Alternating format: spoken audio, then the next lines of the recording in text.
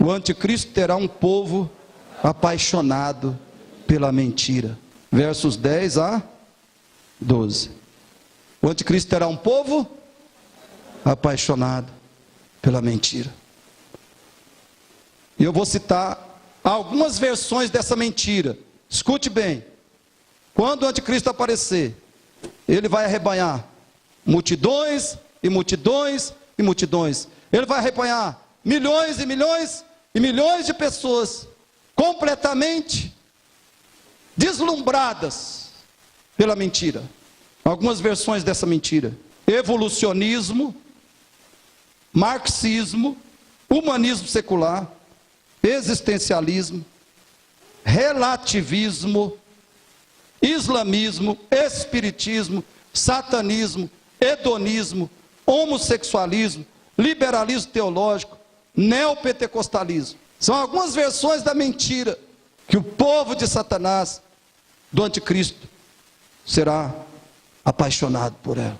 Esses versos 10 a 12 podem ser entendidos com duas perguntas. Duas perguntas pelas quais podemos entender os versos 10 a 12. Primeiro, o que os seguidores do anticristo fazem contra Deus? Número 1, eles não querem amar a verdade. Verso 10, parte B. Não acolheram o amor da verdade. Número 2, eles se recusam a crer na verdade. Eles não querem amar a verdade, por isso se recusam a crer nela. O problema do ser humano não é só de entendimento. O principal problema do ser humano em relação a Deus é de coração, é a vontade que odeia Deus. Nós não queremos santidade, nós não queremos justiça, nós não queremos verdade. Essa é a natureza humana. Eles não vão amar a verdade, porque eles se recusam a crer na verdade. E não vão crer porque eles não amam a verdade. O problema fundamental está na vontade, está no coração. O versículo 12 diz: todos quantos não deram crédito à verdade. E número 3, eles têm todo prazer na injustiça, na iniquidade, a vida fora da lei de Deus. Verso 12 no final diz: pelo contrário, deleitaram-se com a injustiça. Deleitaram-se, ou seja, nadaram de braçada com todo prazer, alegria e satisfação na injustiça, no mal, no pecado. Se deleitaram na injustiça. E a segunda pergunta: o que Deus fará contra os seguidores do anticristo? A primeira pergunta é: o que os seguidores do anticristo farão contra Deus? E a segunda é: o que Deus fará contra os seguidores do anticristo? Número 1, Deus lhes manda a operação do erro, para que creiam mais profundamente na mentira. O que é a operação do erro? O texto está falando, irmãos, é uma obra de Deus. Não é isso? Deus lhes manda a operação do erro. Essa operação é uma obra de Deus pela qual Ele castiga os ímpios com a cegueira, com a escravidão, com a destruição dos pecados que eles audaciosamente preferiram. Vai chegar um dia, queridos, que Deus não vai operar no ser humano para salvar, como ainda hoje, pela graça de Deus acontece. Deus vai operar no ser humano para destruir, para condenar, para fazê-lo ainda mais escravo e destruído pelos seus pecados. Deus vai operar no ser humano para fazê-lo ainda mais miserável nos seus pecados. É a operação do erro, que é feita pelo próprio Deus, como juízo, como condenação, para aqueles que desprezaram o seu evangelho. E número 2, Deus lhes manda a operação do erro, para que sejam irrevogavelmente condenados. Verso 12, a parte A diz: a fim de serem julgados, condenados, todos quanto não deram crédito à verdade. Deus vai operar neles para que eles sejam irrevogavelmente condenados. A palavra julgados quer dizer condenados. Eu peço que você preste atenção, principalmente nos dias do anticristo. Bilhões e bilhões de pessoas nessa terra estarão irremediavelmente perdidas. Por quê? Porque Deus abandonou Deus entregou essas pessoas ao pecado que elas amaram e escolheram. Deus as entregou ao engano, à mentira, à injustiça que elas amaram e escolheram.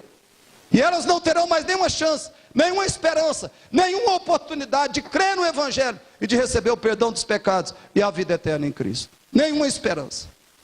Isso é a operação do erro. É o juízo de Deus para que as pessoas se afundem mais nos seus pecados e na sua condenação. Você tem dado crédito à verdade? A sua vida, suas palavras, suas ações, seu estilo de vida mostram que você tem dado crédito à verdade de Deus que você tem ouvido e tem lido. Você tem recebido a verdade com amor ou você tem se deleitado na injustiça? A palavra verdade nesse texto significa a Bíblia, o Evangelho de Cristo. Isso é a verdade. É a Bíblia, é a revelação de Deus. É o Evangelho de Jesus. E o que é a injustiça que esse texto está falando? É toda forma de pecado, mundanismo, carnalidade, desprezo à lei de Deus e descaso com o Evangelho de Jesus Cristo. Isso é a injustiça. Querido, crer e amar a verdade significa fé, arrependimento, compromisso com Cristo e com uma vida verdadeiramente cristã. Isso é amar a verdade. Isso é crer na verdade. É quando você deposita sua fé exclusivamente na pessoa de Jesus Cristo, na obra que Ele fez na cruz, para a sua salvação. E é quando se revela essa fé em arrependimento. Porque fé sem arrependimento é religião. Todo ser humano naturalmente tem fé. Escute isso. Todo ser humano tem fé. Mas arrependimento bíblico cristão, somente os cristãos têm. Você tem fé bíblica, salvadora, então essa fé se manifesta em arrependimento. Ou seja, você faz um rompimento com a vida no pecado, estabelece uma aliança de viver com Cristo e para Cristo. Estabelece um compromisso de conhecer a Cristo, de amar a Ele, de adorar a Ele, de pregar o Evangelho dEle. Aconteça o que acontecer. Tribulações, provações, aflições, perseguições. Você continua firme. E continua firme, não é só em professar Cristo. Você continua firme na oração, no estudo da Bíblia, na igreja, no evangelismo, na adoração a Deus. Porque você foi salvo. Salvo pelo Evangelho. Então, amar a verdade, crer na verdade, é uma vida de fé, de arrependimento, de compromisso com Cristo. E eu rogo a você, em nome de Jesus Cristo, nessa noite, viva isso. Viva essa vida, com Cristo e para Cristo. E você estará na glória com Ele. E escapará, mesmo que tenha que passar pelo período do anticristo. Você escapará da vergonha do anticristo. E estará no reino da glória de Cristo.